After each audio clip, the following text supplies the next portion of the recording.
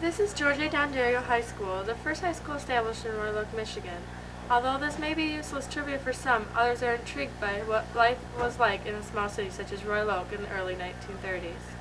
Dondero, formerly Royal Oak High, was founded in the year of 1929, and since that time, this school, as well as the entire city, has undergone very major changes. Graduates from Royal Oak High were kind enough to take the time to inform today's students of the changes as they walk down the halls of former high school, Dondero High. Any carpet.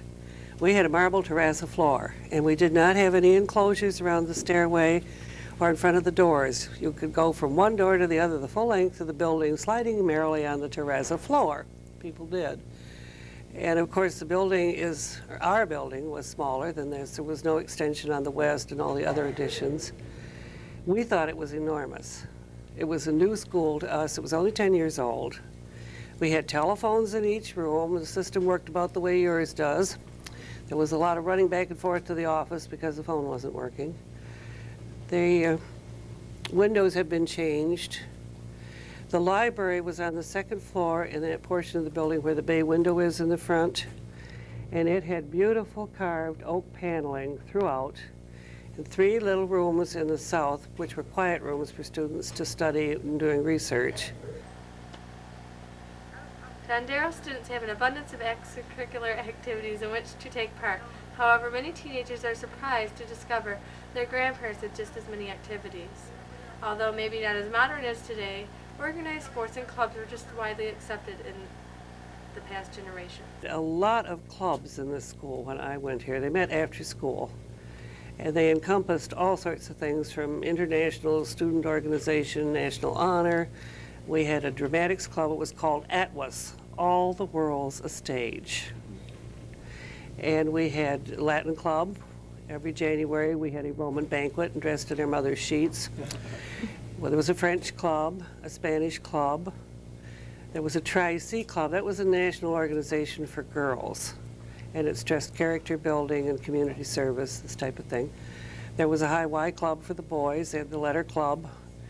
We had a lot of sports. I mean, considering a lot of people don't think girls had sports. They weren't the same sports necessarily you have now.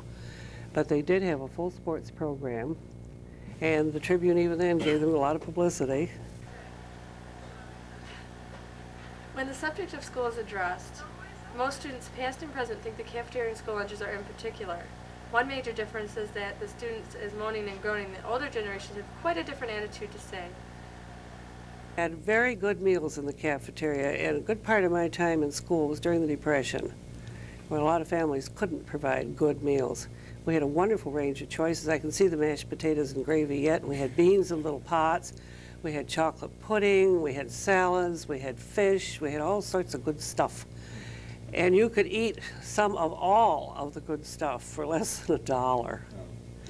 In the warm weather, the girls particularly used to like to go outside and sit on the front yard and eat lunch. We'd bring our lunch from home and do that. You could go home for lunch. We had half an hour. For most of us, it was too far to go, so you stayed at school. Besides, you wanted to eat with your friends anyway. When Mrs. McClellan was asked if her fond memories of the cafeteria were better than today's lunchroom, Trust me, it's a lot better than what you get. I've eaten your lunch. Hey, Dondero. Do you want to know a little? He came to Royal Oak in 1899 to go to high school. They lived on a farm at 9 Mile in Scotia, where that is now, which is now Oak Park. But then it was all farmland. And the farm was it was pretty swampy, especially in the spring. There's a lot of willow trees. And so he told me, he said his father moved to some of the worst farmland in Michigan. Royal Oak in 1899, and he became very interested in the village at that time. See, there was only around 500 population, if you can imagine. Just a small village. It wasn't even a city. And his older brother, Gus, was 13 years older than him. And he was established in Royal Oak. He had a tavern which stood on the southeast corner of 4th and Center. Right now, there's a grass field there with a flagpole up. It's owned by the bank. And so Dad came and stayed with him while he went to high school. And he worked for his board and room there. They had rooms, served meals, and had a bar. Sometimes my father had a 10 bar in the evenings.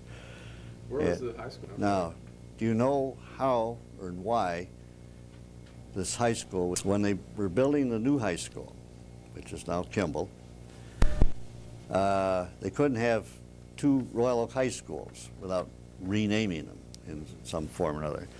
So the school board at that time came up with all kinds of suggestions, north and south, and I don't know other names that they tried to put in there. And then they just realized that Clarence Kimball, who also put in a lot of public service, was president of the school board at the time that that high school was built. And my father was president of the school board at the time that this one was built. Oh, okay. And so this is how they came up with the different names, the two names, of living men at that time. Oh, okay. This would be 1955, about that time. My father was still in Congress, and my brother had to call. It was a surprise thing for the two men. Oh. See, they had a special meeting to make this proposition, and they invited the families and friends, close friends, to the school board meeting, and also invited the other two men, Kimball and Dondero, to come to that particular meeting. But they didn't tell them what it was for. Oh, that's neat. So my brother, Stanton, who was 7 years older than myself, called Dad in Washington. He was still in Congress at the time, and told him about the date. He had to come home for it. And my father said, "Well, gosh, Stan," he says, "I'm just awful busy. I can't get away at this time. Can't you tell me what it's about?" And Stan thought for a moment, and he said, "Well, Dad," he said, I can't tell you anything, but he says, "I can tell you one thing, if you don't come, you'll regret it the rest of your life." Many people often take for granted the history and memories behind everyday things such as the high school they attend. People like Shirley and Robert are real assets to our community and offer a great insight on the past. Their memories shared were greatly appreciated, and they made students realize what lives aren't so different from those who lived them many years ago.